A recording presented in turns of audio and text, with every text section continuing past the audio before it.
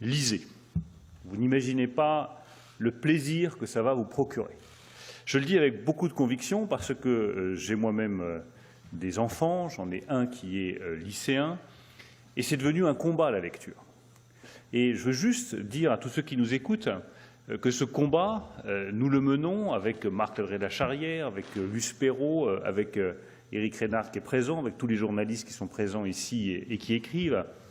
Ce n'est pas pour vous ennuyer, ce n'est pas pour faire des leçons de morale, ce n'est pas pour vous obliger à faire des activités qui seraient pénibles, c'est parce que, je le redis, la lecture est un immense plaisir, qu'elle va développer votre imagination, qu'elle va vous permettre de vous ouvrir à des mondes radicalement nouveaux dans lesquels vous ne seriez pas entré sans les mots, qu'elle va vous permettre de mieux comprendre qui vous êtes, de mettre des mots sur des choses que vous ressentez et que vous ne savez même pas de vous-même, et qu'une personne totalement inconnue, que vous n'avez jamais rencontrée, que vous n'avez jamais vue, que probablement vous ne verrez jamais et que vous ne rencontrerez jamais, vous soufflera à l'oreille, par les mots, dans le silence de la lecture, des choses que vous n'auriez jamais comprises sur vous si vous ne les aviez pas lues.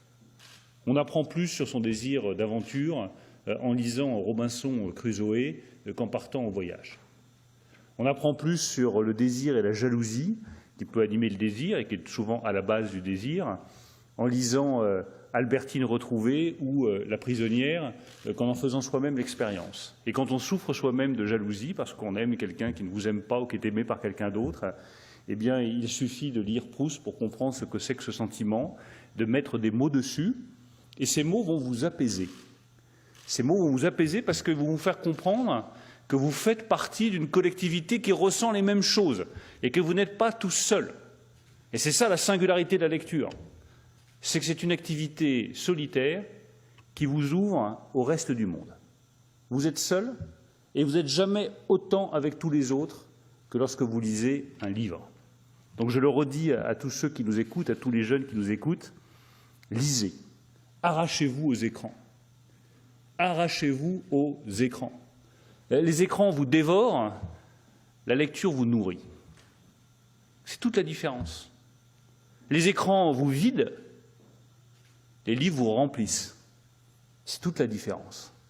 Alors évidemment que c'est un combat parce que l'écran c'est la facilité, on est capté, l'attention est captée, puis en plus ils sont tellement bien organisés, ça fera le lien avec les GAFA, qui savent vous donner, exactement comme on le fait pour les rats, des petits stimuli nerveux, toutes les 5 secondes, toutes les 10 secondes, qui vous obligent à continuer à rester scotché à votre écran. Mais malheureusement, ce n'est pas ça qui vous permettra de développer votre liberté. Et je termine par là parce que c'est aussi une conviction très forte chez moi. La littérature est une arme de liberté. Et les écrans, trop souvent, peuvent devenir, pas toujours, je ne parle pas des écrans de cinéma, je parle des écrans des géants du digital, peuvent devenir des instruments d'asservissement. Vous pouvez être asservi dans votre consommation, dans votre comportement, dans vos pratiques, dans vos gestes, par des écrans qui sont formatés pour orienter votre pensée. La littérature, elle vous donne de la liberté. Les mots vous donnent la liberté pour vous construire et être ce que vous êtes. Je le dis à toutes les lycéennes et tous les lycéens qui nous écoutent, vous êtes chacun unique. Chacun.